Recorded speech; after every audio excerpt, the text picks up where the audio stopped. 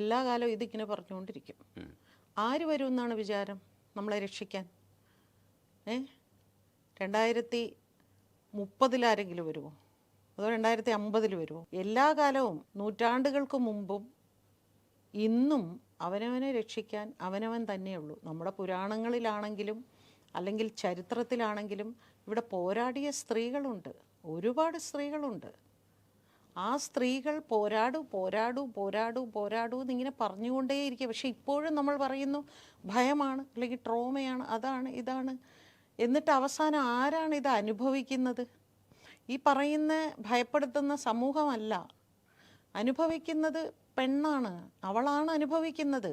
അത് അനുഭവിക്കാതിരിക്കണമെങ്കിൽ ആ ട്രോമയിൽ നിന്ന് പുറത്ത് കിടക്കണം. ട്രോമ എല്ലാവർക്കും, പക്ഷെ ആ ട്രോമയിൽ നിന്ന് പുറത്ത് കിടക്കാൻ പോലും മറ്റൊരാൾ വിചാരിച്ചാൽ സാധിക്കില്ല, അവനവൻ വിചാരിച്ചാലേ സാധിക്കുള്ളൂ. അത് മാധ്യമങ്ങളിൽ കൂടെയോ അല്ലെങ്കിൽ സമൂഹത്തെ സോഷ്യൽ മീഡിയയിൽ കൂടെയോ വിളിച്ച് പറയുകയല്ല വേണ്ടത്. അത് അവിടെ ചിലപ്പോൾ നമ്മൾ നാണം കെടും, നമ്മളെ പലരും പരിഹസിക്കും, എന്നാലും വേണ്ടില്ല.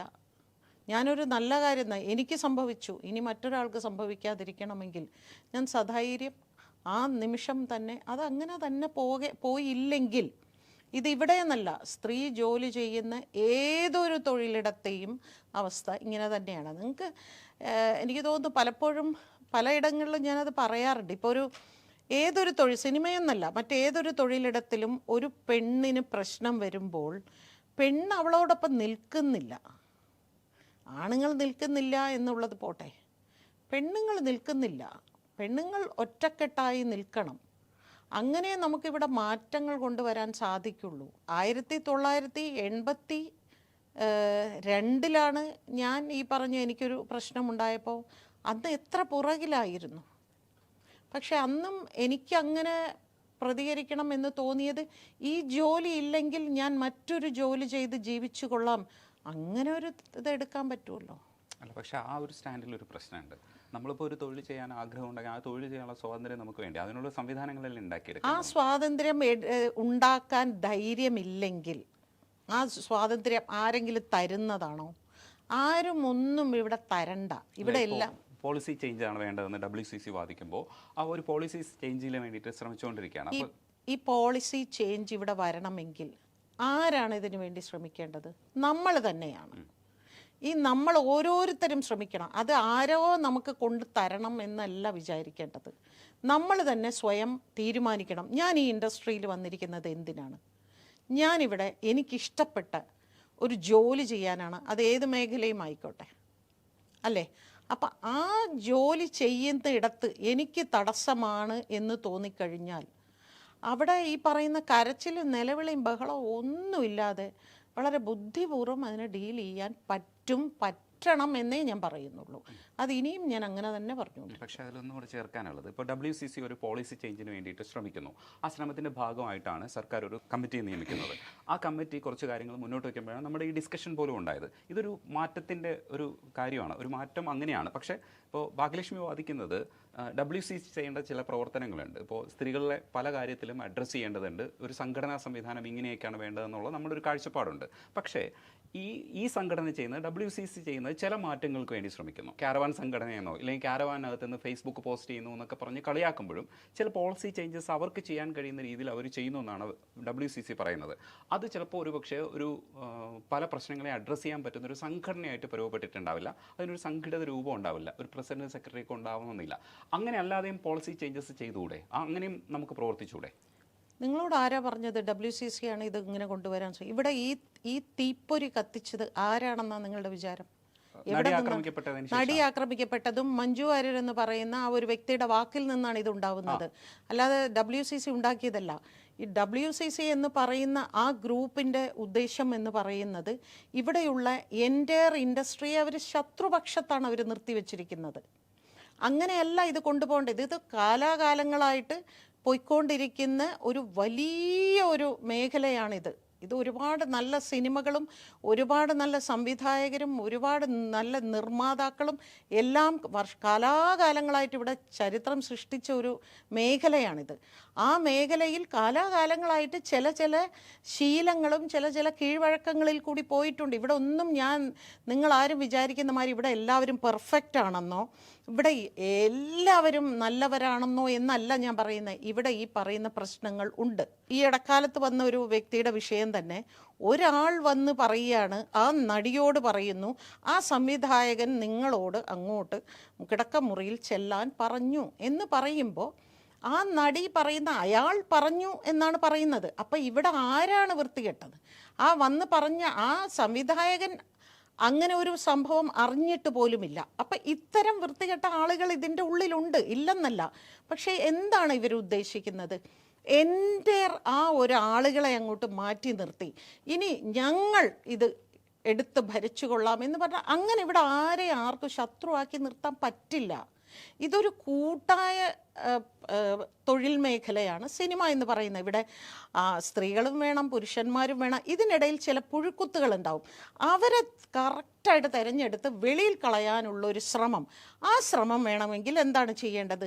ഇപ്പോൾ അറ്റ് പ്രസൻ്റ് ഉള്ള എല്ലാ സംഘടനകളുമായി ഒരുമിച്ചിരുന്ന് ഒരു മീറ്റിംഗ് നടത്തണം.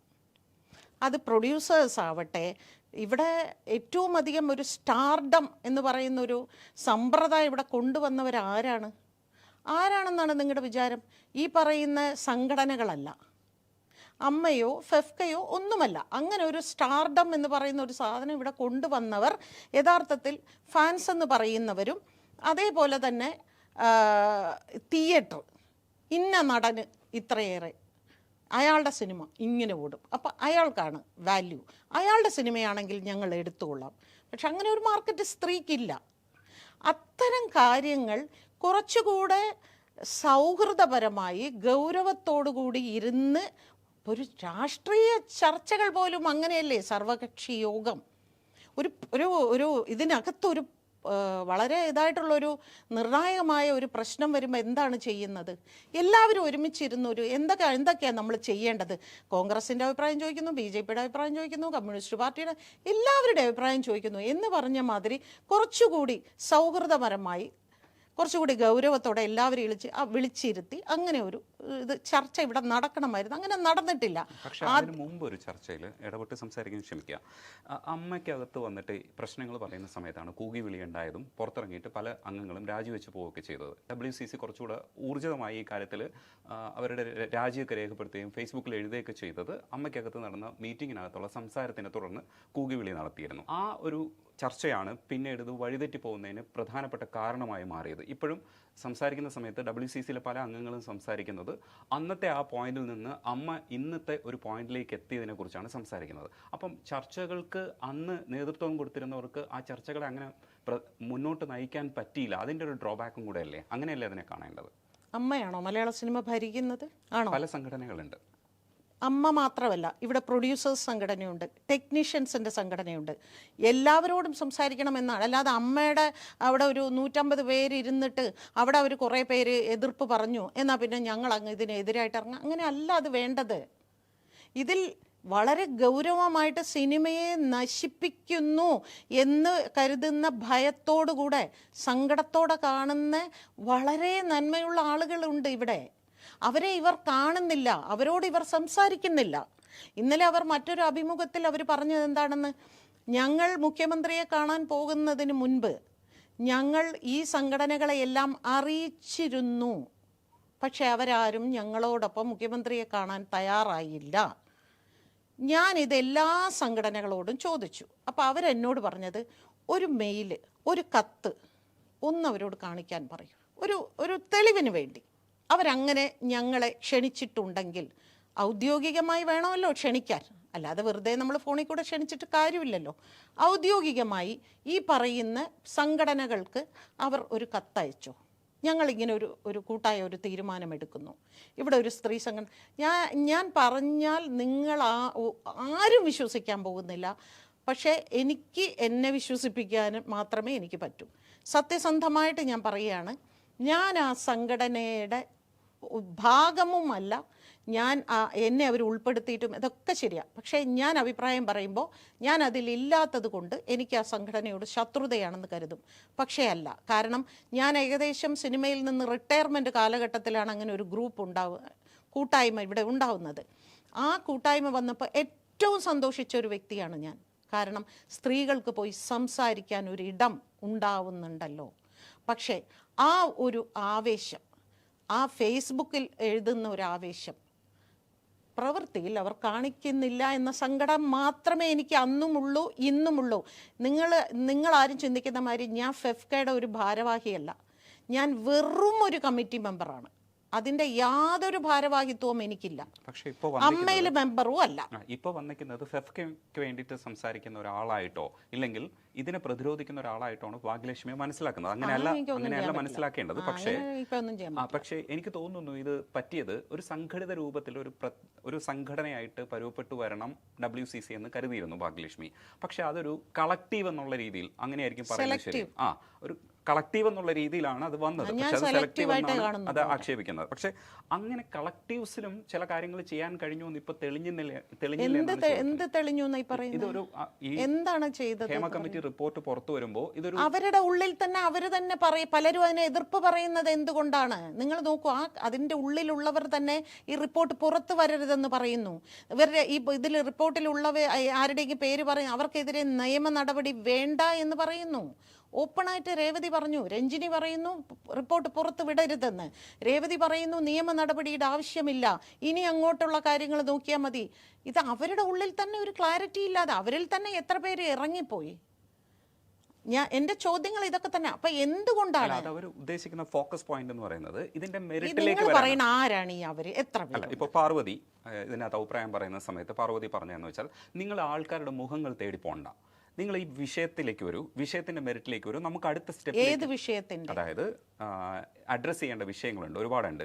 സെക്ഷൽ അബ്യൂസ് മാത്രമല്ല, അടിസ്ഥാന സൗകര്യങ്ങളുടെ പ്രശ്നങ്ങളുണ്ട്. അതൊന്നും പക്ഷേ ഹേമ കമ്മിറ്റിയിൽ അവർ ഒരു മെമ്പറിൻ്റെ അടുത്ത് ചോദിച്ചിട്ടില്ല, ഒരു സ്ത്രീയോടും അവർ ചോദിച്ചിട്ടില്ല. ഞാൻ അവിടെ പോയിരുന്ന വ്യക്തി എന്നുള്ള നിലയ്ക്ക് ഞാൻ പറയുകയാണ്. ഇന്ന് ഞങ്ങളുടെ മീറ്റിംഗ് നടന്ന 3 ദിവസം 31-ാം തീയതി നടന്ന മീറ്റിങ്ങിൽ 92 സ്ത്രീകൾ പങ്കെടുത്തു. അതിൽ ഞാൻ പറഞ്ഞു, കൈ പൊക്കി എല്ലാവരും പറയണം ആരൊക്കെ ഹേമ കമ്മിറ്റി മുമ്പാകെ പോയി. 4 പേര് പോയി.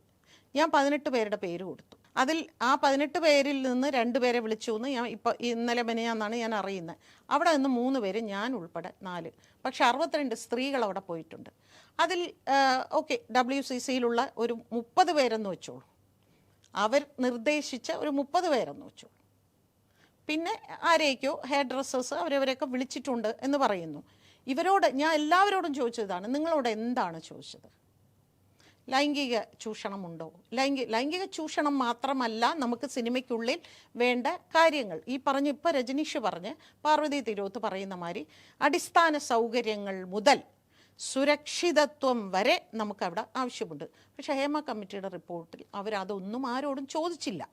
ചെന്നിരിക്കുന്നവരോടെല്ലാം ആദ്യം ചോദിക്കുന്ന മെമ്പേഴ്സിനോട്, നമ്മളിപ്പോൾ കളക്ട് ചെയ്തത് ഫെഫ്ക മെമ്പേഴ്സിന്റെ വിവരങ്ങളല്ലേ? അല്ല, എല്ലാവരോടും ഇത് തന്നെയാണ്. ഞാൻ നിർമ്മാതാക്കൾ അവിടെ ചെന്നപ്പോൾ അവരോടും ചോദിച്ചു. അപ്പോൾ അവരോടും ചോദിക്കുന്ന ഇതാണ്. മോഹൻലാൽ പറഞ്ഞല്ലോ ഓപ്പണായിട്ട്, മോഹൻലാൽ സ്റ്റേജിൽ മോഹൻലാലിനോട് ഇത് തന്നെയാണ് ചോദിച്ചത്, വേറെ ഒന്നും ചോദിച്ചില്ല. നിങ്ങൾ എന്തൊക്കെ സൗകര്യങ്ങളാണ് ഒരു സംഘടനയുടെ ഭാഗത്ത് നിന്ന് അവർക്ക് കൊടുക്കുന്നത്? എന്താണ് അവർ സ്ത്രീകളുടെ ആവശ്യം എന്ന് ഇതൊന്നും അവർ ചോദിക്കുന്നില്ല. അപ്പോൾ ചെയ്യേണ്ട കാര്യങ്ങൾ ഈ പറഞ്ഞ മാതിരി ഇതൊരു എന്നെ സംബന്ധിച്ച് ഇന്ത്യയിൽ ഇത്രയും ധൈര്യം കാണിച്ച ഒരു സർക്കാരില്ല. കാരണം ഇത്രയും വലിയൊരു മേഖലയ്ക്കകത്ത് ഇതെല്ലാം ഉണ്ട് എന്നുള്ളത് എല്ലാവർക്കും അറിയാം. ഇങ്ങനെ ഒരു കമ്മിറ്റി ഉണ്ടാക്കി.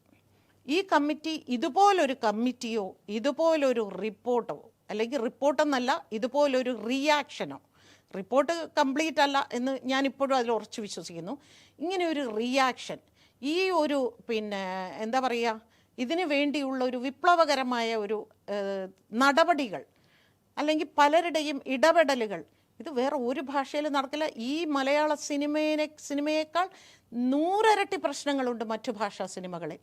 പക്ഷേ എന്നിട്ടും നമ്മൾ ഇത്രയും ഇതായിട്ട് നിൽക്കുന്നത് നമുക്ക് എല്ലാവർക്കും ഇതിനകത്ത് മാറ്റം വരണം എന്നുള്ളത് കൊണ്ട് തന്നെയാണ്. പിന്നെ ഈ പറയുന്ന രജനീഷ് പറയുകയാണെങ്കിലും ഇനി മറ്റുള്ളവർ ആര് പറയുകയാണെങ്കിലും ഞാൻ എന്തുമാത്രം സ്ത്രീകൾക്ക് വേണ്ടി പ്രവർത്തിക്കുന്നുണ്ട്, സംസാരിക്കുന്നുണ്ട് എന്നുള്ളത് എനിക്ക് മാത്രം അതെനിക്ക് ലോകം മുഴുവൻ കൊട്ടിഘോഷിക്കേണ്ട ആവശ്യമൊന്നുമില്ല. ഞാൻ അന്നും പത്രസമ്മേളനത്തും പറഞ്ഞ ഒരു കാര്യമാണ്, ഒരു ഊരും പേരും അഡ്രസ്സും അറിയാത്ത ഒരു പെണ്ണിന് വേണ്ടി ഞാൻ പത്രസമ്മേളനം നടത്തിയ ഒരാളാണ്. ആരാണെന്ന് പോലും അറിയില്ല, ആണല്ലോ. അപ്പം എനിക്കറിയാം ഞാൻ സ്ത്രീ വിരുദ്ധയാണോ ഇല്ലയോ എന്ന്. എനിക്ക് ഇത്രയേ ഉള്ളൂ. തീർച്ചയായിട്ടും ഇവിടെ ഒരു സ്ത്രീ കൂട്ടായ്മയല്ല, സ്ത്രീ സംഘടന ഇവിടെ ഉണ്ടാവണം. ശക്തമായൊരു സംഘടന ഉണ്ടാകണം. അത് അടിസ്ഥാന വർഗ തൊഴിലാളികൾ മുതൽ, അതായത് junior artist, crowd dubbing artist എന്ന് പറയുന്ന ഒരു വിഭാഗമുണ്ട് ഇവിടെ. ആർക്ക് എത്ര പേർക്ക് അറിയും എന്നറിയില്ല. ഞങ്ങളുടെ ഡബ്ബിംഗ് ആർട്ടിസ്റ്റുകൾ എത്ര പേരുണ്ടെന്നാണ് നിങ്ങൾ വിചാരിച്ചിരിക്കുന്നത്? 280-ലധികം മെമ്പേഴ്സ് ഉണ്ട്. എത്ര പേർക്കറിയാം? അവർക്ക് സ്റ്റുഡിയോയിൽ അടിസ്ഥാനപരമായിട്ടുള്ള പല അസൗകര്യങ്ങളും ഉണ്ടായിരുന്നു. ഈ ഇടക്കാലത്താണ് അതെല്ലാം നമ്മൾ പരിഹരിച്ച് സ്റ്റുഡിയോയിൽ വൃത്തിയുള്ള ബാത്റൂം വേണം. അവർ വന്നു കഴിഞ്ഞാൽ അവരെ വൈകിട്ട് 6 മണിക്ക് മുമ്പ് അവരെ പറഞ്ഞു വിടണം. ഇത്തരം കാര്യങ്ങളിലെല്ലാം നമുക്ക് ഇടപെടാൻ സാധിക്കണം. അങ്ങനെ സാധിക്കും. ഇപ്പോൾ അങ്ങനെയാണെങ്കിൽ WCC ഫോം ചെയ്തിട്ട് വർഷം എത്രയായി? ഇപ്പോൾ എത്ര വർഷമായി? 2017 ഫോം ചെയ്തു. പോട്ടെ, 18 എന്ന് വെച്ചോളൂ. 18 ഫോം ചെയ്തു. ഇത്രയും വർഷമായിട്ട് എന്താണ് അടുത്ത സ്റ്റെപ്പിലേക്ക് പോയത് സംഘടനാപരമായിട്ട്? ഇന്നും ഇവിടെയുള്ള സ്ത്രീകൾക്ക് ഒരു പ്രശ്നം വന്നാൽ അവർക്ക് ആരെ സമീപിക്കണം എന്നറിയില്ല, ആരോടാണ് സംസാരിക്കേണ്ടതെന്നറിയില്ല. വിഷയങ്ങളൊക്കെ അഡ്രസ്സ് ചെയ്യേണ്ടതുണ്ട്. പക്ഷേ WCC ചെയ്യാൻ പറ്റുന്ന കാര്യങ്ങൾ ചെയ്തു എന്നുള്ള അർത്ഥത്തിൽ നമുക്കത് തൽക്കാലത്തേക്ക് അവിടെ നിർത്താം. മറ്റൊരു കാര്യം പറയാനുള്ളത്, ഈ കോർഡിനേറ്റ് ചെയ്യണം എന്ന് പറഞ്ഞപ്പോൾ നമ്മൾ WCC ചെയ്യാനുള്ളത് ചെയ്തു എന്ന് പറഞ്ഞങ്ങനെ ഇല്ല. അല്ല, അങ്ങനെയല്ല. അവർക്ക് ചെയ്യാൻ പറ്റിയത് ചെയ്തു. നമുക്ക് വിമർശനങ്ങളുണ്ട്. അതിനപ്പുറത്തേക്ക് ഇത് ഇല്ല. അവർക്ക് ഒരുപാട് ചെയ്യാൻ പറ്റും. കാരണം എന്താണെന്ന് വെച്ചാൽ അവർ സിനിമയിലെ നായികമാരാണ്, അവർ മാർക്കറ്റുള്ള ആർട്ടിസ്റ്റുകളാണ്, അവർ ഇവിടെ കഴിവ് തെളിയിച്ചിട്ടുള്ള നല്ല സ്വാധീനമുള്ള സ്ത്രീകളാണ് ഈ WCC മെമ്പേഴ്സ് എന്ന് പറയുന്നത് ഓരോരുത്തരും. അതുകൊണ്ട് തന്നെ അവർക്ക് ഒരുപാട് ഇതിൽ ചെയ്യാൻ പറ്റുമായിരുന്നു. പക്ഷേ അത് ഒരു തുമ്പേ അവർ പിടിച്ചിട്ടുള്ളൂ. അത് വർഷം ഇത്രയായിട്ടും. തീർച്ചയായിട്ടും ഇനിയും അവർക്ക് സമയമുണ്ട്. ഇവിടെ ഒരു വിപ്ലവം തന്നെ അവർ വിചാരിച്ചാൽ ഉണ്ടാക്കാൻ സാധിക്കും. ഞാൻ അതിൻ്റെ ഭാഗമായിരിക്കില്ലെങ്കിൽ കൂടി ഞാൻ അന്ന് അവരെ സപ്പോർട്ട് ചെയ്യും. ഉറപ്പായിട്ടും ഞാൻ സപ്പോർട്ട് ചെയ്യും. അന്ന് അമ്മയെയും സപ്പോർട്ട് ചെയ്യില്ല, ഫെഫ്കയും സപ്പോർട്ട് ചെയ്യില്ല, ആരെയും സപ്പോർട്ട് ചെയ്യില്ല. പക്ഷെ അവരുടെ പ്രവൃത്തി അടിസ്ഥാന വർഗ തൊഴിലാളികൾക്ക് ഉൾപ്പെടെ ആയിരിക്കണം. അതിനു വേണ്ടിയായിരിക്കണം. അങ്ങനെ ഒരു സംഘടനാ സംവിധാനത്തിലേക്ക് വരുന്നതിനെ കുറിച്ച് WCCക്ക് അകത്ത് തന്നെ സംസാരം നടക്കുന്നുണ്ട്. ഇത് കോർഡിനേറ്റ് ചെയ്യുന്നതിനെ കുറിച്ച് സംസാരിക്കുന്ന സമയത്തൊക്കെ ഇപ്പോൾ ലാലേട്ടനും മമ്മൂക്കയൊക്കെ ഇതിൻ്റെ പ്രതികരണങ്ങൾ നടത്തിയതിൽ ലാലേട്ടനാണ് മാധ്യമങ്ങൾക്ക് മുമ്പിൽ വന്ന് സംസാരിച്ചത്. പക്ഷേ ഈ സംസാരത്തിനകത്ത് വരുന്ന ക്ലാരിറ്റി ഇല്ലായ്മ, ഇല്ലെങ്കിൽ എന്താണ് ചെയ്യേണ്ടതിനെക്കുറിച്ചുള്ളൊരു ധാരണയില്ലായ്മ, അത്രയും പവർ പൊസിഷനിൽ നിൽക്കുന്ന എന്ന് നമ്മൾ കരുതുന്ന ഇതിനെയൊക്കെ നിയന്ത്രിക്കാൻ, ഇല്ലെങ്കിൽ ലാലേട്ടൻ തന്നെ അമ്മയിൽ വന്നിരുന്നു കഴിഞ്ഞാൽ അതിന് സംഘടിത രൂപം വരും. കാരണം അതിന് ചുറ്റും ആൾക്കാർ വന്ന് കൂടും. അതാണ് ആ ഒരു പൊസിഷൻ്റെയും ആ സ്റ്റാർഡത്തിൻ്റെയും ഗുണമെന്ന് പറയുന്നത്. ആ ഗുണം വെച്ചിട്ട് രണ്ടുപേർക്കും പ്രതികരിക്കാവുന്ന സ്ഥലങ്ങളിൽ അത്ര നന്നായിട്ട് പ്രതികരിച്ചിട്ടില്ല എന്നുള്ളൊരു അഭിപ്രായം പൊതുസമൂഹത്തിനുണ്ട്. അതിനെ എങ്ങനെയാണ് അഡ്രസ്സ് ചെയ്യുന്നത്? തീർച്ചയായിട്ടും അതിനോട് ഞാനും പൂർണ്ണമായും യോജിക്കുന്നു. അവർ വളരെ ശക്തമായിട്ട്, അതായത് അത്രയും സ്വാധീനമുള്ള ഈ മേഖലയെ ഭരിക്കുന്നവരാണ് എന്ന് തന്നെ ഞാൻ പറയും. അവർ വിചാരിച്ചിരുന്നെങ്കിൽ തീർച്ചയായിട്ടും ഒരുപാട് വിഷയങ്ങൾ വളരെ ഭംഗിയായിട്ട് അവർക്ക് തീർക്കാൻ സാധിക്കുമായിരുന്നു. അത് അവരുടെ ഭാഗത്ത് നിന്നുണ്ടായ വീഴ്ച തന്നെയാണ്. ഇത് പലപ്പോഴും ഞാൻ പല വിഷയത്തിലും ശ്രദ്ധിച്ചിട്ടുണ്ട്.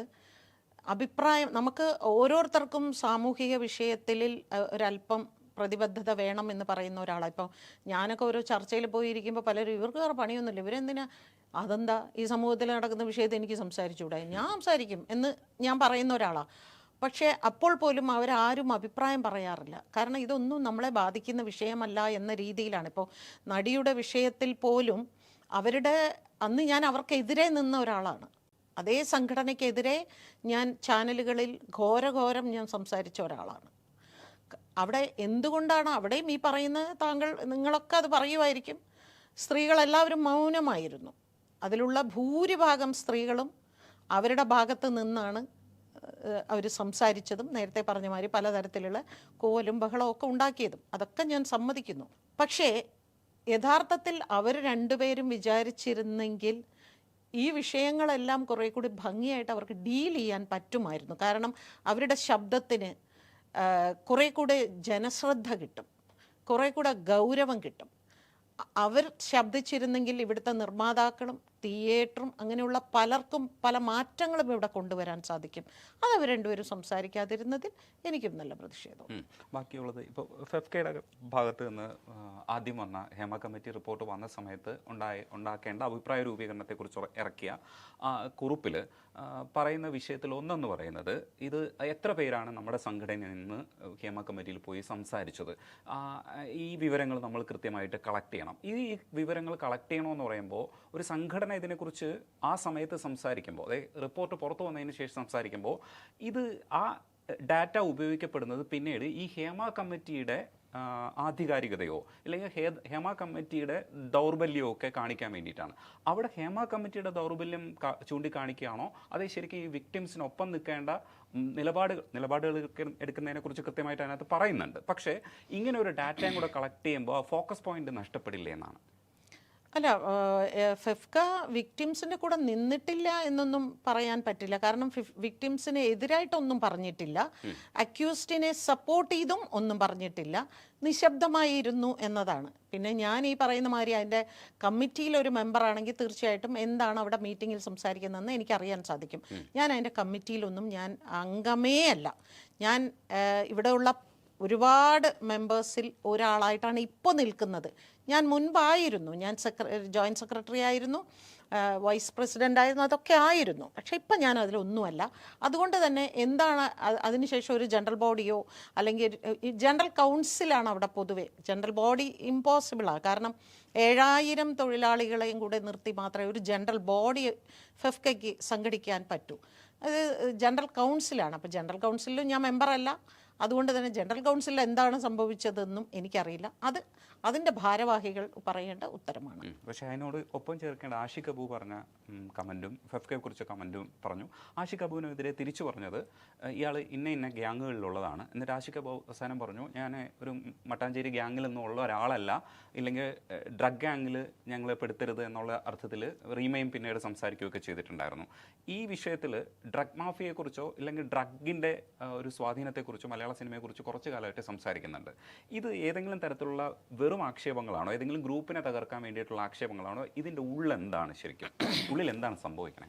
നിർമ്മാതാക്കളുടെ ഭാഗത്ത് നിന്ന് പലപ്പോഴും ഇരുന്ന് സംസാരിക്കുന്നതാണ് ഞാൻ കേട്ടിട്ടുള്ളത്.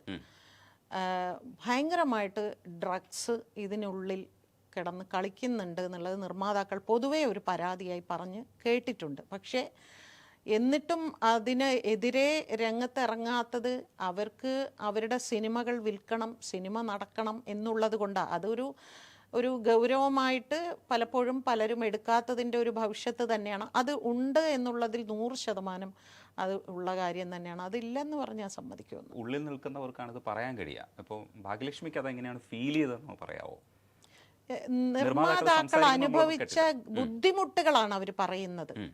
ഇപ്പോൾ ആർട്ടിസ്റ്റുകൾ, ചില ആർട്ടിസ്റ്റുകൾ, എല്ലാവരെയുമല്ല, ചില വിരലിലെണ്ണാവുന്ന ചില ആർട്ടിസ്റ്റുകൾ, അവർ ഈ പറയുന്ന അവരുടെ കാരവാനകത്ത് ചെല്ലുമ്പോൾ നമ്മൾ ആകാശത്ത് മേഘക്കൂട്ടങ്ങളുടെ ഇടയിൽ പോയി ചെന്ന് വീണ പോലെ തോന്നാറുണ്ട്. അവരുടെ മുറികളിൽ ഇങ്ങനെയൊക്കെ പലതും ആളുകൾ പറഞ്ഞ് ഞാൻ കേട്ടിട്ടുണ്ട്. എനിക്ക് ഷൂട്ടിംഗ് ലൊക്കേഷനിൽ പോകേണ്ട ഒരു ആവശ്യമില്ലാത്തത് കൊണ്ട് ഞാനിത് കണ്ടിട്ടില്ല. പക്ഷേ ഇങ്ങനെ സാധാരണ നിർമ്മാതാക്കൾ, അതായത് വലിയ ഈ പറയുന്ന നിങ്ങളൊക്കെ പറയുന്ന പ്രമുഖർ, അങ്ങനത്തെ ആൾക്കാരല്ല, സാധാരണ ചില സിനിമകൾ ഇങ്ങനെ വർഷങ്ങളോളം നീണ്ടുപോകുന്നുണ്ട് പലരുടെയും. അപ്പോൾ അവർ പറയുന്നത് ഞാൻ കേട്ടിട്ടുണ്ട്. അത്രേ എനിക്കറിയാവുള്ളൂ. ഇപ്പോൾ രാധിക മാം പറഞ്ഞ വെളിപ്പെടുത്തലിനെ എതിർത്ത് സംസാരിച്ചിരുന്നു. അവർ ആ സമയത്ത് പ്രതികരിക്കേണ്ടതിന് പകരം ഇപ്പോൾ പറയുന്നതിൽ കാര്യമില്ല, ഇത്രയും പവർഫുള്ളായിട്ടുള്ള ഒരു ആൾ അങ്ങനെയാണോ പ്രതികരിക്കേണ്ടതെന്ന് ചോദിക്കുന്നുണ്ട്. ഈ പ്രതികരണത്തിന് ഓരോരോ സ്വഭാവങ്ങൾ ഇപ്പം വരുന്ന വെളിപ്പെടുത്തലുകളിൽ പലതും മെരിറ്റ് നഷ്ടപ്പെടുത്തുന്ന വെളിപ്പെടുത്തൽ പോലും പുറത്തു വരുന്നുണ്ട്. ഇതെല്ലാം കൂടെ ചേർന്നുണ്ടാക്കുന്ന ഈ ഒരു ഡാമേജ് ഉണ്ട്. ഈ ഡാമേജ് എങ്ങനെ ശരിക്കും ഫോക്കസ് ചെയ്യുമെന്നാണ് വിശ്വസിക്കുന്നത്? ഈ ഡാമേജ് ഏറ്റവും അധികം ബാധിക്കുന്നത് സ്ത്രീകളെ തന്നെയാണ്. ഇത് വേറെ ആരെയും ഒന്നും ബാധിക്കുന്നില്ല. ഇവിടെ ഈ ഹേമ കമ്മിറ്റി റിപ്പോർട്ട് പുറത്തു വന്നതോടുകൂടി ഏറ്റവും അധികം ഡാമേജ് സംഭവിച്ചിരിക്കുന്നത് ഈ മേഖലയിൽ പ്രവർത്തിക്കുന്ന സ്ത്രീകൾക്കാണ്. അതിൻ്റെ ഒരു ചെറിയൊരു പ്രതിവിധിക്ക് വേണ്ടിയാണ് ഞാൻ ആ സ്ത്രീകളുടെ കൂടെ പത്രസമ്മേളനത്തിൽ വന്നിരുന്നത്. അവരുടെ ഇടയിൽ ചില കുട്ടികൾ, ഞാൻ ആത്മഹത്യ ചെയ്താൽ എന്ത് ചെയ്യും മാഡം, എനിക്ക് എൻ്റെ നാട്ടിലുള്ളവർ ചോദിക്കുന്നു, നീ ഇങ്ങനെയാണോ എന്ന്. അപ്പോൾ ഈ ഹേമ കമ്മിറ്റി റിപ്പോർട്ട് കൊണ്ടുണ്ടായിരിക്കുന്ന ഏറ്റവും വലിയ, അതായത് അതിൻ്റെ ഫോക്കസ് മാറിപ്പോയി. എന്തിനാണ് ഹേമ കമ്മിറ്റി ഇവിടെ ഉണ്ടാക്കിയത്, എന്താണോ നമ്മൾ ചർച്ച ചെയ്യേണ്ടത്, അത് വിട്ടിട്ട് ഈ ഒരു വിഷയത്തെക്കുറിച്ച് മാത്രം സംസാരിച്ച് സിനിമാ മേഖലയെ മുഴുവനും അടച്ച് ആക്ഷേപിച്ചു കൊണ്ടിരിക്കുമ്പോൾ, ഇപ്പം രാധിക എന്ന് പറയുന്ന ഒരു വ്യക്തി എന്നൊക്കെ പറയണേ, ഇപ്പം നേരത്തെ നിങ്ങൾ പറഞ്ഞു ഇതിൻ്റെ ട്രോമ വളരെ വലുതാണ്, അവർക്ക് അങ്ങനെ പറ്റില്ല, പറയാൻ പറ്റുന്നൊക്കെ, അതൊക്കെ വേണമെങ്കിൽ ഒരു പരിധി വരെ ഞാൻ സമ്മതിച്ചു തരാം. പക്ഷേ രാധികയെ പോലെ ഒരാൾ, അവരൊന്നും അങ്ങനെ ഒരിക്കലും സംസാരിക്കരുത്. കാരണം അവർ എല്ലാ രീതിയിലും സ്വാധീനമുള്ളൊരു വ്യക്തിയാണ്. പൊളിറ്റിക്കലായിട്ടാണെങ്കിലും സിനിമയിലാണെങ്കിലും ടെലിവിഷൻ മേഖലയിലാണെങ്കിലും എല്ലാ മേഖലയിലും വളരെയധികം സാമ്പത്തികമായിട്ടും അതെ, അങ്ങേയറ്റം ഇതിൽ നിൽക്കുന്ന ഒരാൾക്ക് പോലും അതിനെതിരെ റിയാക്ട് ചെയ്യാനുള്ളൊരു ശക്തി വരുന്നില്ല, അല്ലെങ്കിൽ താല്പര്യമില്ല. അവർ ഒരു തമിഴ് ചാനൽ ഇൻ്റർവ്യൂവിൽ അവർ തന്നെ ഓപ്പണായിട്ട് പറഞ്ഞു. എനിക്ക് അതുകൂടി കേട്ടപ്പോൾ കുറേ കൂടി സങ്കടം തോന്നി. അവരോട് ചോദിച്ചു, ഇങ്ങനെ നിങ്ങൾ എന്തുകൊണ്ട് റിപ്പോർട്ട് ചെയ്തില്ല എന്ന് ചോദിച്ചപ്പോൾ അവർ പറഞ്ഞു, ഞാനതിനെ റിപ്പോർട്ട് ചെയ്യണം, അതെൻ്റെ ജോലിയല്ലല്ലോ, അത് അവരവരുടെ സേഫ്റ്റി നോക്കിക്കോണം. ഇപ്പം ഞാൻ അവരവരുടെ സേഫ്റ്റി അവരവർ നോക്കണം എന്ന് പറയുമ്പോൾ നിങ്ങൾ സ്ത്രീ വിരുദ്ധ എന്ന് പറയും. രാധിക പറയുമ്പോൾ അത് സ്ത്രീ വിരുദ്ധതയല്ല. ഷൈൻ ടോം ചാക്കോ ഓരോ ചാനലിൽ ഇരുന്നിട്ട് എന്തൊക്കെ സ്ത്രീ വിരുദ്ധമാണ് അതൊക്കെ ആഘോഷിക്കുന്നു, അതൊക്കെ ആളുകൾ എടുത്ത് ആസ്വദിച്ച് ചിരിക്കുന്നു. അതിന് താഴെ വളരെ പോസിറ്റീവായിട്ടുള്ള കമൻറ്റുകൾ വരുന്നു. അലൻസിയർ എന്തെല്ലാം പറയുന്നു, അതിന് എല്ലാവരും നിശബ്ദത പാലിച്ചു, ഇൻക്ലൂഡിങ് WCC ഉൾപ്പെടെ എല്ലാവരും നിശബ്ദരായിരുന്നു. അന്നും ചാനലിൽ വന്നിരുന്ന് ഘോരഘോരം സംസാരിച്ചത് ഞാനായിരുന്നു. സിനിമ മേഖലയിൽ നിന്ന് നമ്മളെല്ലാവരും ഒരുമിച്ച് നിന്നാലേ ഇതിനുള്ളിൽ മാറ്റം ഉണ്ടാക്കാൻ പറ്റും. ഇപ്പോൾ ഒരു ഡാമേജ് ഉണ്ടായിട്ടുണ്ട്. ഇന്ത്യയിൽ ഏറ്റവും ബെസ്റ്റ് ഇൻഡസ്ട്രിയാണ് മലയാള ഫിലിം ഇൻഡസ്ട്രി എന്ന് പറയുന്നത്. ആ ഇൻഡസ്ട്രിയെ എന്തോ ഇത്രയും വൃത്തികെട്ട ഒരു മേഖലയായിട്ടാണ് തമിഴിലൊക്കെ ഓരോ യൂട്യൂബിലിങ്ങനെ ആർട്ടിസ്റ്റുകൾ ഇരുന്ന് വളരെ പോപ്പുലറായിട്ടുള്ള ആർട്ടിസ്റ്റുകളാണ് ഇരുന്ന് സംസാരിക്കുന്നത് മലയാള സിനിമയെക്കുറിച്ച്. അവർക്ക് എന്തറിയാം? അതേ ഇവിടെ ഒരു സിനിമ ഇറങ്ങിക്കഴിഞ്ഞാൽ അവിടുന്ന് ഓടി വരികയാണ്, ഇത് ഞങ്ങൾക്ക് തരൂ, ഞങ്ങൾക്ക് തമിഴ് റൈറ്റ്സ് തരൂ. അത് നല്ല സിനിമയാവുന്നുണ്ട്. എന്നിട്ട് അവർ പറയുന്ന മലയാളിങ്ക എന്നെ എല്ലാം പൊമ്പളെങ്കള അത് ഇത് എന്നൊക്കെ പറഞ്ഞ് നമ്മളെ ഇങ്ങനെ ഈ ചെളിവാരി എറിയാൻ ഒരുപാട് പേർ കൂട്ടു നിന്നിട്ടുണ്ട്. കാരണം പല ഭാഷകളിൽ പല സംസ്ഥാനങ്ങളിൽ ചെന്നിട്ട് ഇവർ ഓരോ ഇൻ്റർവ്യൂ കൊടുക്കുമ്പോൾ ഇവർ പറയുന്നത് മുഴുവൻ ഈ ഇൻഡസ്ട്രിയിലെ ഏതോ ചിലർ ചെയ്യുന്ന തെറ്റുകൾ അവിടെ പർവ്വതീകരിച്ച് ഇങ്ങനെ കാണിച്ചിട്ട് എല്ലാവരുടെ മുമ്പിലും ഏറ്റവും വൃത്തികെട്ട ഒരു മേഖലയായിട്ടാണ് ഇതിനെ കാണിക്കുന്നത്. അതെല്ലാം ഈ ഇൻഡസ്ട്രിയെ ഭയങ്കരമായിട്ട് എഫക്റ്റ് ചെയ്തിട്ടുണ്ട്. നമുക്ക് വാർത്തകളെ തടയാൻ പറ്റില്ല. പക്ഷേ ഈ ഞാൻ പറയുന്ന ആർട്ടിസ്റ്റുകളുടെ കാര്യമാണ് പറയുന്നത്, വാർത്തകളല്ല പറയണത്. ഞാൻ ഒരു സ്ഥലത്ത് പോയി, ഇപ്പം ഞാൻ മദ്രാസിൽ പോയി ഞാൻ സംസാരിക്കുമ്പോൾ ഞാൻ ഒരിക്കലും തമിഴ് ഇൻഡസ്ട്രിയെക്കുറിച്ച് മോശമായിട്ട് ഞാൻ സംസാരിക്കില്ല, ഞാൻ മലയാള ഇൻഡസ്ട്രിയെക്കുറിച്ച് മോശമായിട്ട് ഞാൻ സംസാരിക്കില്ല. ഞാൻ നിരന്തരം പറയുന്നത് എല്ലായിടത്തും ഇങ്ങനെ ഉണ്ട്, അത് എങ്ങനെയാണ് നമ്മൾ നേരിടേണ്ടത്, എങ്ങനെയാണ് നമ്മൾ പ്രതികരിക്കേണ്ടത്, ഇതാണ് ഇങ്ങനെ പറഞ്ഞുകൊണ്ടിരിക്കേണ്ടത്. അല്ലാതെ അവിടെ അവർ ഇതിന് വിളിച്ചു, ഇത് വിളിച്ചു, അവർ പെൺകുട്ടി ഇങ്ങനെ നമ്മൾ പറഞ്ഞുകൊണ്ടിരുന്നിട്ട്. മറ്റൊരു ഇതിൽ ഹേമ കമ്മിറ്റി റിപ്പോർട്ട് പുറത്തു വന്നപ്പോൾ ഒരു ലേഡി തന്നെ പറഞ്ഞു, ഈ WCCയിലുള്ള അംഗം തന്നെയാണ് പറഞ്ഞത്, നടിക്ക് സംഭവിച്ച സമാനമായ ഒരു വിഷയം മറ്റൊരു നടിക്കും ഉണ്ടായിട്ടുണ്ട്. അത് ഭയങ്കര വലിയൊരു ക്രൈമാണ്. അത് ആരാണ് ഒളിപ്പിച്ചു വെച്ചത്? ഇപ്പം പത്രസമ്മേളനത്തിൽ അവർ ചോദിച്ചു, നിങ്ങൾക്ക് സ്വമേധയാ ഇവരെ ഹേമ കമ്മിറ്റി മുമ്പാകെ കൊണ്ടുപോയി കൂടായിരുന്നോ എന്ന് ചോദിച്ചു. നിങ്ങൾക്ക് സ്വമേധ ഇറങ്ങാമായിരുന്നല്ലോ എന്ന് പറഞ്ഞ മാതിരി അങ്ങനെ ഒരു ക്രൈം നടന്നിട്ടുണ്ടെങ്കിൽ ഇവർക്കെല്ലാവർക്കും സ്വമേധയാ അതിനു വേണ്ടി ഇറങ്ങാം. രാധികയ്ക്ക് ഇറങ്ങാം. നേരത്തെ പറഞ്ഞ ഏത് നടിക്കെതിരെയാണോ അത് നടന്നത്, ഞാൻ ഇങ്ങനെ ഒരു സംഭവം അറിഞ്ഞു, പോലീസ് ഇത് അന്വേഷിക്കണം. അങ്ങനെ ഓരോരുത്തർക്കും ഈ ഇൻഡസ്ട്രിയിൽ ഒരു ഡ്യൂട്ടി ഉണ്ട്, അത് ചെയ്യണം. കാരണം ഇത് നമ്മുടെ തൊഴിൽ മേഖലയാണ്. ഈ തൊഴിൽ മേഖല നന്നാക്കുക എന്ന് പറയുന്നത് സ്ത്രീകളുടെ മാത്രം ദൗത്യമോ പുരുഷന്മാരുടെ മാത്രം ദൗത്യമോ അല്ല. നമ്മളെല്ലാവരും ഒരുമിച്ച് നിന്ന് തന്നെയാണ് ഇത് ചെയ്യേണ്ടത്. അത് ഇനിയെങ്കിലും അത് ചെയ്യണം.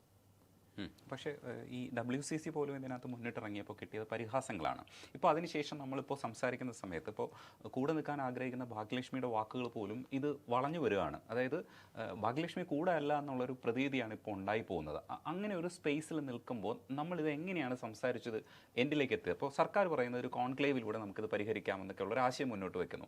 അത് ഒരു തരത്തിലും ആർക്കും സ്വീകാര്യമല്ലാത്തൊരു രീതിയിലാണ് ഇപ്പോൾ പൊതുസമൂഹം കൈകാര്യം ചെയ്യുന്നത്. ഇതെങ്ങനെയാണ് നമ്മളിത് കൈകാര്യം ചെയ്യാന്നുള്ളതിന് ഒരുപാട് സൊല്യൂഷൻസ് നമ്മൾ പറയുന്നുണ്ട്. ഇതിൽ ഭാഗ്യലക്ഷ്മി ഇപ്പോൾ പറഞ്ഞ പ്രധാനപ്പെട്ട സൊല്യൂഷൻ എന്ന് പറയുന്നത് ഇതെല്ലാവരും കൂടെ സംസാരിക്കേണ്ടതുണ്ട്. പക്ഷേ ചിലയിടങ്ങളിൽ പോലും സംസാരിച്ചപ്പോൾ കിട്ടിയ ഇത്തരത്തിലുള്ള ട്രോളുകളിലൂടെയാണ് WCC ഈ തരത്തിൽ ഇത് കൈകാര്യം ചെയ്തത്. അപ്പോൾ WCCയെ ഗ്ലോറിഫൈ ചെയ്യാനല്ല ഞാൻ ചെയ്യുന്നത്. WCC ചെയ്ത കാര്യങ്ങൾക്ക് അവർക്ക് കിട്ടിയ റിസൾട്ട് ഇങ്ങനെയാണ്. അപ്പോൾ നമ്മൾ എങ്ങനെയാണ് ഒരു ഡിസ്കഷൻ തുടങ്ങി വെക്കാൻ ശ്രമിക്കുന്ന ഒരു സംഘടനയ്ക്ക് തന്നെ ഇങ്ങനെ നേരിടുമ്പോൾ നമ്മൾ എവിടെ നിന്നാണ് ഇങ്ങനെ ഡിസ്കഷൻ സ്റ്റാർട്ട് ചെയ്യുക? സർക്കാർ ഇത് കോൺക്ലേവ് എന്നുള്ള രീതിയിൽ കൈകാര്യം ചെയ്യാൻ നമുക്ക് സ്വീകരിക്കാൻ പറ്റുമോ? ആരാണ് ട്രോളുകൾ ഉണ്ടാക്കിയത്? സിനിമാ സംവിധായകർ. ഫെഫ്കയുടെ ഉണ്ണികൃഷ്ണൻ പറഞ്ഞിരുന്നത്, ഉണ്ണികൃഷ്ണന്റെ കുറിപ്പിൽ, ഫേസ്ബുക്ക് കുറിപ്പിൽ ഉണ്ടായിരുന്നതെന്ന് പറഞ്ഞാൽ ഈ കാരവാനകത്തിരുന്ന് ഫേസ്ബുക്കിലൂടെ കുറിക്കുന്നവരാണ് എന്നാണ് അതിന്റെ സെന്റൻസ്. അത് ട്രോളല്ല, അതൊരാളുടെ അഭിപ്രായമാണത്. അതിപ്പോ എന്ത് ചെയ്യും? ട്രോളാക്കി ഇപ്പൊ ഞാൻ പറയുന്ന ഓരോ കാര്യങ്ങളും എന്തെല്ലാം വൃത്തികെട്ട ട്രോളാക്കി വന്നിട്ടുണ്ട്.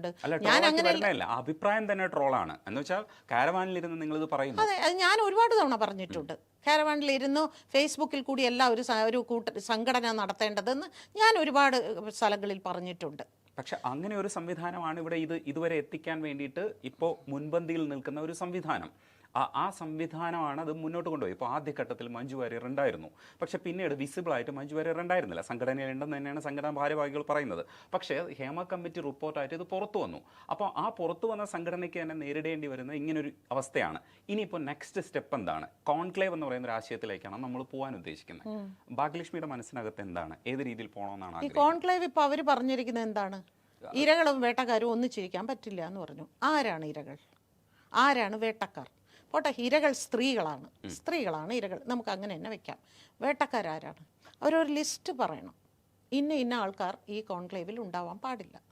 അല്ലാതെ അടച്ച് ആരും ഉണ്ടാവരുത്, നമ്മൾ സ്ത്രീകളും സർക്കാരും മാത്രം എന്ന് പറഞ്ഞൊരു കോൺക്ലേവ് ഉണ്ടാക്കാൻ പറ്റുമോ? അങ്ങനെ ഇത്രയും വലിയൊരു ഇൻഡസ്ട്രിയെ മുമ്പോട്ട് നയിക്കാൻ പറ്റുമോ? പറ്റില്ല. അത്രേ ഉള്ളൂ. അതേ ഞാനും പറയുന്നുള്ളൂ. നിങ്ങൾക്ക് ആരൊക്കെ വേണ്ടെന്ന് നിങ്ങളൊരു ലിസ്റ്റ് കൊടുക്ക്. ഏതൊക്കെ പുരുഷന്മാരെ വേണം എന്ന് പറയുമ്പോൾ മുഖ്യധാരാ സിനിമയുടെ പല ആളുകളെയും കൂടി അതിൽ ഉൾപ്പെടുത്തണം. അല്ലാതെ അവർക്കിഷ്ടപ്പെട്ട, ഇപ്പം നേരത്തെ നിങ്ങൾ പറഞ്ഞല്ലോ, ഇവിടെ ഈ പറയുന്ന പല ആളുകളും സ്ത്രീ വിരുദ്ധമായി സംസാരിച്ചപ്പോഴൊന്നും ഇവരാരും ഒന്നും പ്രതികരിച്ച് ഞാൻ കേട്ടിട്ടില്ല. അതെന്തുകൊണ്ടാണെന്ന് കൂടി പറയൂ. അല്ല, അത് ഇന്ന കാര്യത്തിൽ ഇന്ന ആൾക്കാർ പ്രതികരിക്കണമെന്ന് നമുക്ക് പറയാൻ പറ്റില്ല. അത് ശരി. ഭാഗ്യലക്ഷ്മിക്ക് ഇഷ്ടമുള്ള കാര്യങ്ങളിൽ ഭാഗ്യലക്ഷ്മി അതിങ്ങനെ അവരെന്തിനാണ് ഈ മലയാള സിനിമയിൽ ഇങ്ങനെ ഒരു കൂട്ടായ്മ ഉണ്ടാക്കിയത്? എന്തിനാണ്? സ്ത്രീകൾ ഒരുപാട് അപമാനം അനുഭവിക്കുന്നു, സ്ത്രീകളെ ഒരുപാട് മോശമായി ഇവിടെ ചിത്രീകരിക്കുന്നു. ഇതൊക്കെയാണ് ഇവിടെ നിരന്തരം പറഞ്ഞുകൊണ്ടിരിക്കുന്നത്. ഏതോ ഒരു സിനിമയിൽ ആ നടിയുടെ മമ്മൂട്ടിയെ നടിയുടെ പാൻറ്റിൽ പിടിച്ചു എന്ന് പറഞ്ഞാൽ അന്നൊരു ഇഷ്യൂ ഉണ്ടാക്കിയത് ആരായിരുന്നു? അവരുടെ ഒരു അംഗം തന്നെയാണ്. അതെല്ലാം ഒരു വിഷയം തന്നെയാണ്. അങ്ങനെ പറയുമ്പോൾ ഒരു അവാർഡിൻ്റെ ശില്പം കാണുമ്പോൾ, ഒരു കേരള സംസ്ഥാന അവാർഡിൻ്റെ ശില്പം കാണുമ്പോൾ അത് കണ്ടിട്ട് എനിക്ക് വല്ലാത്തൊരു വികാരമാണ് ഉണ്ടാകുന്നത് എന്ന് പറയുന്നത് സ്ത്രീകളെ തന്നെയാണ് ഈ പറയുന്നത്. അത് പ്രതികരിക്കേണ്ട കാര്യം. കാരണം ഇത് സ്ത്രീകൾക്ക് വേണ്ടി സംസാരിക്കാൻ ഉണ്ടാക്കിയിരിക്കുന്ന ഒരു കൂട്ടായ്മയാണ്. സ്ത്രീകളുടെ നന്മയ്ക്ക് വേണ്ടി, സ്ത്രീകൾ അപമാനപ്പെടുമ്പോൾ സ്ത്രീകൾക്ക് വേണ്ടി ഞങ്ങളുണ്ട്, നിങ്ങൾക്ക് വേണ്ടി സംസാരിക്കാൻ ഞങ്ങളുണ്ട്, നിങ്ങളെ പ്രൊട്ടക്റ്റ് ചെയ്യാൻ എന്ന് പറയാൻ ഇത്രയും ഉന്നത ഇതിൽ ജീവിക്കുന്ന, അല്ലെങ്കിൽ ഈ ഇൻഡസ്ട്രിയിൽ എല്ലാ രീതിയിലും കഴിവുകൾ തെളിയിച്ചിട്ടുള്ള അവർക്കല്ലാതെ വേറെ ആർക്കാണ് സാധിക്കുക? ഇതിപ്പോൾ ഭാഗ്യലക്ഷ്മി പറയുന്നത് ഒരു ഭരണഘടനാപരമായ സംവിധാനത്തിൽ നമുക്ക് ആരോപിക്കാൻ പറ്റുന്ന, ഇല്ലെങ്കിൽ ഭരണഘടനാ സംവിധാനത്തിൽ നമ്മൾ ചെയ്യേണ്ട ചില ഉത്തരവാദിത്തങ്ങളുണ്ട്. ഇപ്പോൾ സർക്കാർ ബോഡി അല്ല ഇതൊരു പ്രൈവറ്റ് സംവിധാനം. ഇല്ലെങ്കിൽ അപ്പൊ നിങ്ങൾ ഇങ്ങനെ നിങ്ങളുടെ ഇഷ്ടത്തിനനുസരിച്ച് ഇതിങ്ങനെയാണ് അതിങ്ങനെയാണ്. പക്ഷേ ഭാഗ്യലക്ഷ്മി ചോദ്യം ചെയ്യുമ്പോൾ ഇതൊന്നുമില്ല. ഭാഗ്യലക്ഷ്മിക്ക് ചോദ്യം ചെയ്യാം, അത് ഭാഗ്യലക്ഷ്മിയുടെ സ്വാതന്ത്ര്യമാണ്. അവർക്ക് ഇഷ്ടമുള്ള വിഷയത്തിൽ അവർ പ്രതികരിക്കട്ടെ, അവർക്ക് ഇഷ്ടം ഇഷ്ടമില്ലാത്ത വിഷയത്തിൽ അവർ പ്രതികരിക്കാതിരിക്കട്ടെ. അല്ല, അവരുടെ ശത്രുക്കൾ എന്തെങ്കിലും ചെയ്യുമ്പോൾ അവർ പ്രതികരിക്കട്ടെ, അവരുടെ മിത്രങ്ങൾ എന്തെങ്കിലും ചെയ്യുമ്പോൾ പ്രതികരിക്കാതിരിക്കട്ടെ. അതങ്ങനെ അങ്ങ് മുമ്പോട്ട് പോട്ടെ. സെലക്റ്റീവ് ആയിട്ടുള്ള പ്രതികരണങ്ങൾ അപ്പൊ നമ്മൾ അങ്ങനെ തന്നെ വിമർശിക്കപ്പെടണം. ശരി, അവർക്ക് ഇഷ്ടമുള്ള ആൾക്കാരെ വെച്ച് കോൺക്ലേവ് നടത്തട്ടെ. അല്ലല്ല, സെലക്റ്റീവായ പ്രതികരണങ്ങൾ നമ്മൾ പറയാം. പക്ഷെ സർക്കാരിന്റെ സംവിധാനം വരുമ്പോഴത്തേക്ക് നമുക്ക് കുറച്ചുകൂടെ അത് ഫോക്കസ്. സർക്കാർ, നിങ്ങളിപ്പോ സർക്കാരിന്റെ കാര്യമല്ലല്ലോ ചോദിച്ചത്. അല്ല, സർക്കാരിന്റെ WCCക്ക് വേണ്ടിയാണല്ലോ ഇപ്പോ കേസ് നടത്തിക്കൊണ്ടിരിക്കുന്നത്. ഒരിക്കലും അല്ല. സർക്കാരിന്റെ കോൺക്ലേവ് എങ്ങനെയായിരിക്കണം എന്നുള്ളതാണ് ഭാഗ്യലക്ഷ്മിയുടെ അടുത്തുള്ള ചോദ്യം. സർക്കാരിന്റെ കോൺക്ലേവ് എന്ന് പറയുന്നത് സർക്കാർ തീരുമാനിക്കും ഇതിൽ ആരിക്കണം എന്നുള്ളത്. അത് ഭാഗ്യലക്ഷ്മി പറഞ്ഞാലും സർക്കാർ സ്വീകരിക്കില്ല, WCC പറഞ്ഞാലും സ്വീകരിക്കില്ല, ഫെഫ്ക പറഞ്ഞാലും സ്വീകരിക്കില്ല, അമ്മ പറഞ്ഞാലും സർക്കാർ തീരുമാനിക്കും ഇവിടെ ആരിക്കണം. അല്ല, പൊതു അഭിപ്രായം പറയുന്നതിൽ ഭാഗ്യലക്ഷ്മിയുടെ എന്നോട് ചോദിച്ചാൽ അപ്പം ഞാൻ പറയും, സർക്കാരിനോട് ഞാൻ പറയും. അല്ല, അപ്പം എന്താണ് അതിന്റെ ഒരു വിഷൻ എന്താണെന്നാണ് മനസ്സിൽ കിടക്കുന്നത്?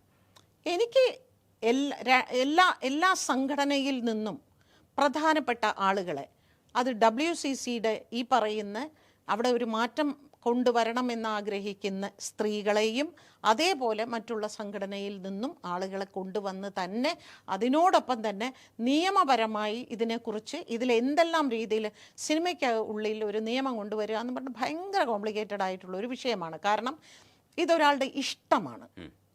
അത് പല കാരണങ്ങൾ കൊണ്ട് ഒരാളെ ഒരു സിനിമയിൽ നിന്ന് ഇല്ലാതെയാക്കാൻ സാധിക്കും. ആ ഇല്ലാതെയാക്കാൻ ഇനി ഏത് കോടതി മുമ്പ് എനിക്ക് അവരുടെ അഭിനയം ഇഷ്ടപ്പെട്ടില്ല, എനിക്ക് അവരുടെ ഡബ്ബിങ് ഇഷ്ടപ്പെട്ടില്ല, അവരുടെ ഹെയർ ഡ്രസ്സിങ് രീതി ഇഷ്ടപ്പെടുന്നു, ഇങ്ങനെ എന്ത് വേണമെങ്കിൽ പറയാം. അതുകൊണ്ട് തന്നെ ഇതിനകത്തൊരു നിയമം കൊണ്ടുവരിക എന്ന് പറയുന്നത് കോംപ്ലിക്കേറ്റഡ് ആയിട്ടുള്ള ഒരു വിഷയമാണ്. അപ്പോൾ അതിനെയൊക്കെ മറികടന്നുകൊണ്ട് എങ്ങനെയൊക്കെ നമുക്ക് നിയമത്തിൽ ഒരുപാട് പഴുതുകളുണ്ട്, അതെല്ലാം കൊണ്ടുവന്നുകൊണ്ട് തന്നെ ഇവിടെ ഒരു വളരെ കർക്കശമായ ഒരു എന്താ പറയുക, വളരെ നിയമം എന്ന് പോലുമല്ല, ചില കോൺട്രാക്റ്റുകൾ ഇവിടെ ഉണ്ടാക്കണം. എഗ്രിമെൻ്റ് നിർബന്ധമാക്കണം, ഓരോരുത്തർക്കും എഗ്രിമെൻ്റ് ഉണ്ടായിരിക്കണം.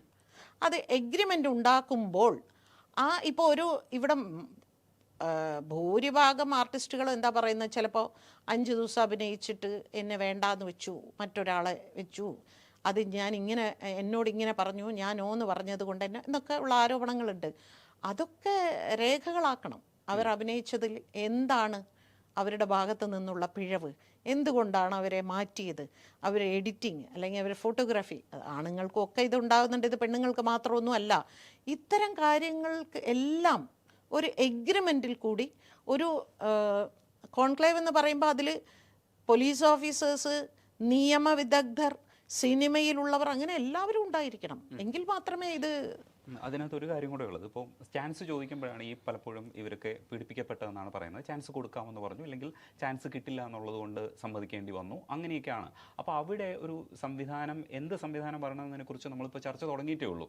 ഒരു ക്രിയേറ്റിവിറ്റിയാണിത്. ഇതിനകത്ത് പല സ്ഥലത്തും നമുക്ക് അഭിപ്രായം പറയുന്നതിലൊരു പ്രശ്നമുണ്ട്. ചിലപ്പോൾ സംവിധായകന് തീരുമാനിക്കാൻ പറ്റും, ഇല്ലെങ്കിൽ പ്രൊഡക്ഷൻ കമ്പനിയാണോ തീരുമാനിക്കേണ്ടത്. പണ്ടത്തെ പോലെ കുറച്ചുകൂടെ പ്രൊഡക്ഷൻ കമ്പനികൾ ഇടപെടുന്ന ഒരു സ്പേസ് ആയിരുന്നു കുറച്ചുകൂടെ മുമ്പ് മലയാള സിനിമയിലുണ്ടായിരുന്നു. പക്ഷേ അപ്പോഴും ഈ സംവിധായകർ കൃത്യമായിട്ടുള്ളൊരു അഭിപ്രായമുണ്ട്, അതിനനുസരിച്ച് അത് മുന്നോട്ട് പോകും. ഇവിടെയൊക്കെ നമ്മൾ എങ്ങനെയാണ് ഇതൊരു ഒഫീഷ്യൽ സംവിധാനത്തിലേക്ക് നമ്മളൊരു ആപ്ലിക്കേഷൻ അയച്ചിട്ട് നമുക്ക് എങ്ങനെ വരാൻ പറ്റും, അങ്ങനെയൊക്കെ ചർച്ച ചെയ്യാൻ പറ്റുമോ? ആപ്ലിക്കേഷൻസ് അയക്കുക എന്നുള്ളതല്ല. അപ്പോൾ സ്വാഭാവികമായും ഇവർ പിന്നെ പ്രൊഡക്ഷൻ എക്സിക്യൂട്ടീവ്സ് വഴിയാണ് ഇത് കൊണ്ടുവരുന്നത്. ഈ പ്രൊഡക്ഷൻ എക്സിക്യൂട്ടീവ് വഴി ആർട്ടിസ്റ്റുകളെ കൊണ്ടുവരുന്ന ഏർപ്പാട് ഇല്ലാതെയാക്കുക. കാരണം ഏറ്റവും അധികം ആരോപണം നേരിടുന്ന പ്രൊഡക്ഷനിലുള്ള ആൾക്കാരെ ചൊല്ലി തന്നെയാണ്. അതുകൊണ്ട് തന്നെ അവരുടെ ഉദ്യോഗം എന്ന് പറയുന്നത് എന്താണ്, ഇതിൻ്റെ ടോട്ടൽ എക്സ്പെൻസ് എങ്ങനെ മാനേജ് ചെയ്യാം എന്നുള്ളതാണ്. അപ്പം അത്തരം കാര്യങ്ങളിൽ ഒരു ആർട്ടിസ്റ്റിനെ കൊണ്ടുവരിക, അതിന് ഒരു സിസ്റ്റം ഇവിടെ ഉണ്ടാക്കണം. കാസ്റ്റിംഗ് ഡയറക്ടർ, അപ്പോൾ നമ്മളെ ഫോറിനിലൊക്കെ അങ്ങനെയുണ്ട്, ഇപ്പോൾ ഒരുപാട് ഉണ്ട്. അങ്ങനെ ഒരു കാസ്റ്റിംഗ് ഡയറക്ടർ എപ്പോഴും ഒരു സ്ത്രീയെ വെക്കുക, കുറച്ചുകൂടി സേഫ് ആയിരിക്കും. അപ്പോൾ അതല്ല, അത് എബിലിറ്റിക്ക് അനുസരിച്ചല്ലേ അത്തരം ഒരു കാസ്റ്റിംഗ് ഡയറക്ടേഴ്സ് ഒക്കെ ഉണ്ടായി വരുന്നത്. ഇപ്പോൾ ഇവിടെ ഉള്ള അതൊക്കെ നിയമമായി കൊണ്ടുവരണം. അല്ലാതെ നമ്മൾ ഒന്നും ചുളുവിന് നമ്മൾ ഒന്നും നേടിയെടുക്കാമെന്നൊന്നും വിചാരിക്കേണ്ട. അത് കൊണ്ടുവരണം നിർബന്ധം. അത് അവരൊരു ബഡ്ജറ്റ് വെച്ചാൽ മതി. എനിക്ക് ഇത്രയും ബഡ്ജറ്റേ എനിക്ക് പറ്റുള്ളൂ, അതിനൊക്കെ വർക്ക് ചെയ്യാനായിട്ട്. കാരണം സിനിമയിൽ വർക്ക് ചെയ്യാൻ താല്പര്യമുള്ള ഒരുപാട് പേരുണ്ട്, പക്ഷെ അവസരങ്ങൾ കിട്ടുന്നില്ല എന്നുള്ളതേ ഉള്ളൂ. അപ്പോൾ ഇതൊരു സിസ്റ്റമാക്കിയിട്ട്, ഇതൊരു നിയമത്തിൻ്റെ ഒരു പരിധിക്കുള്ളിൽ തന്നെ ഇത് കൊണ്ടുവരണം. ഒരു കാസ്റ്റിംഗ് ഡയറക്ടർ നിങ്ങൾ നിർബന്ധമായിട്ടും വെച്ചിരിക്കണം. കാരണം ഇപ്പം പണ്ടത്തെ പോലെ പ്രൊഡക്ഷൻ എക്സിക്യൂട്ടീവ് എന്ന് പറയാൻ പാടില്ല, ലൈൻ പ്രൊഡ്യൂസർ എന്ന് പറയണം എന്നാണ് പറയുന്നത്.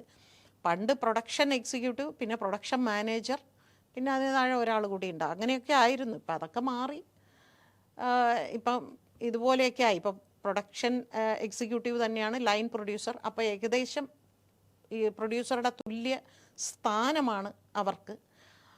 അതൊക്കെ ഒരു മാറ്റം വരുത്തിയാൽ കുറേ അധികം സ്ത്രീകൾക്ക് കുറച്ചുകൂടി സേഫായിട്ട് വിശ്വാസത്തോടു കൂടി ധൈര്യമായിട്ട് ഒരു പടത്തിൻ്റെ ഓഡിഷന് വിളിച്ചാൽ പോലും ഇനി അവിടെ പോയാൽ തന്നെ സ്ത്രീകളുടെ സാന്നിധ്യത്തിൽ തന്നെ അവരെ ഓഡിഷന് വിധേയരാക്കണം. അല്ലാതെ പുരുഷന്മാർ മാത്രം ഒരു മുറിക്കുള്ളിൽ അത്തരം കാര്യങ്ങളെല്ലാം ഇതെല്ലാം നമ്മൾ ഒരു കണ്ടീഷൻ വെക്കണം. അതിനാണ് WCC അതിനു വേണ്ടിയാണ് ഇറങ്ങേണ്ടത്. അപ്പോൾ അവർ അതെല്ലാം ഈ കോൺക്ലേവിൽ അവർ ഉൾപ്പെടുത്തണം. ഒരുപക്ഷെ ഞാനിപ്പോൾ പറയുമ്പോൾ അതൊക്കെ ഉൾപ്പെടുത്തിയിട്ടുണ്ട് എന്ന് പറയുമായിരിക്കും. പക്ഷേ അങ്ങനത്തെ കാര്യങ്ങളെല്ലാം പറയുമ്പോഴാണ് ഇതൊരു പെർഫെക്ഷനിലേക്ക്, അത് ഇന്ത്യയുടെ ഏറ്റവും വലിയൊരു ചരിത്രമായിരിക്കും. കേരളത്തിൽ സിസ്റ്റമാറ്റിക്കായിട്ട് സിനിമ ലോകം പ്രവർത്തിക്കുന്നു എന്നുള്ളത്. അങ്ങനെ ഒരു മാറ്റം ഇവിടെ കൊണ്ടുവരണം. പെൺകുട്ടികളോട് പ്രത്യേകിച്ച് പറയുന്ന, എപ്പോഴും ഞാൻ പറയുന്ന, ഏതെങ്കിലും പത്രത്തിൽ നടിമാരെ ആവശ്യമുണ്ട്, ഇന്ന ലോഡ്ജിലേക്ക് വരുമെന്നാണ്, പോകരുത്, പറഞ്ഞാൽ കേൾക്കില്ല. എന്തെങ്കിലുമൊക്കെ അവിടെ ചെന്ന് പല രീതിയിലും സാമ്പത്തിക ചൂഷണം, ശാരീരിക ചൂഷണം, ഇതൊക്കെ ഇത് പെൺകുട്ടിക്ക് മാത്രമല്ല ആൺകുട്ടികൾക്കും ഉണ്ടാവാറുണ്ട്. ഇടയ്ക്ക് ചാനൽ ചർച്ചയിലൊക്കെ ഞാൻ ഒരു 2 കൊല്ലം മുമ്പ് എന്തോ സംസാരിച്ചിരുന്നു. ഏതോ ഒരു ഓണം കയറാൻ മൂലയിൽ ഒരു വീട്ടിൽ കൊണ്ടുപോയിട്ട് അവസാനം വേറെ മറ്റേ മോശം സിനിമയായിരുന്നു അവിടെ ഷൂട്ട് ചെയ്തത് എന്നൊക്കെ. അപ്പം ഞാൻ ചോദിച്ചു, നിങ്ങളിത് ഏതാന്ന് അന്വേഷിക്കാതെയാണോ പോകുന്നത്? അപ്പം അവസരം കിട്ടുന്നു എന്ന് കേൾക്കുമ്പോൾ അടിച്ചു പിടിച്ചു ഓടാതെ അന്വേഷിക്കുക. ഏതെങ്കിലും ഇത്തിരി പരിചയമുള്ള ആൾക്കാരുണ്ടാവും, അല്ലെങ്കിൽ എനിക്ക് ഇന്ന ആളുടെ നമ്പർ സംഘടിപ്പിച്ചു തരും, എനിക്ക് അവരോട് ചോദിക്കണം. സംഘടനാപരമായി ചോദിക്കാം, അല്ല ഇൻഡിവിജ്വലായിട്ട് ഓരോരുത്തരെ വിളിച്ച് ചോദിക്കാം. സ്ത്രീകളോടും പുരുഷന്മാരും ഇങ്ങനെ ശരിയാണോ, ഇത് നല്ല പ്രൊഡക്ഷനാണോ, ഞാൻ അങ്ങോട്ട് പോട്ടെ. കുറേ ഇത് സർക്കാർ മാത്രം വിചാരിക്കേണ്ട ഒരു കാര്യമല്ല, നമ്മളും കൂടി ചേരുമ്പോഴാണ് ഇത് ഭംഗിയാകുന്നത്. അപ്പോൾ സർക്കാരിന് എന്തെങ്കിലുമൊക്കെ നിയമം ഇവിടെ കൊണ്ടുവരാൻ മാത്രമേ പറ്റുള്ളൂ. ആ നിയമം പാലിക്കണോ വേണ്ടയോ എന്ന് തീരുമാനിക്കുന്നത് നമ്മളാണ്.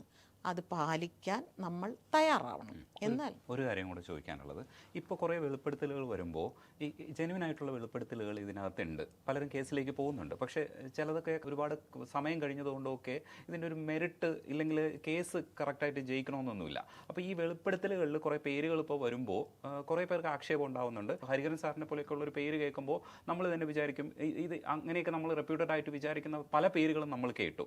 ഇതെല്ലാം കൂടെ വരുമ്പോഴത്തേക്ക് ശരിക്കും ഇതിൻ്റെ അവസാനം എന്തായിരിക്കും, ഇതിൻ്റെ ഒരു മെറിറ്റ് എന്തായിരിക്കും, ഇതിനകത്ത് നിന്ന് കിട്ടാൻ പോകുന്ന ഔട്ട്പുട്ട് എന്തായിരിക്കും എന്നാണ് വിചാരിക്കുന്നത്? ഇതിന് ഞാൻ ഉത്തരം പറഞ്ഞിട്ട് വേണോ ഇനി അടുത്ത സ്ത്രീവിരുദ്ധത കേൾക്കാൻ? ഇല്ല, തീർച്ചയായിട്ടും ഞാൻ പറയില്ല, ഞാൻ പറയൂല. ഇതിനൊന്ന് റൂട്ട് ചെയ്യേണ്ടതുണ്ട് നമ്മൾ. ഞാൻ പറയില്ല, ഞാൻ ആ പരിപാടി നിർത്തി, ഞാൻ ആ പറച്ചിൽ നിർത്തി.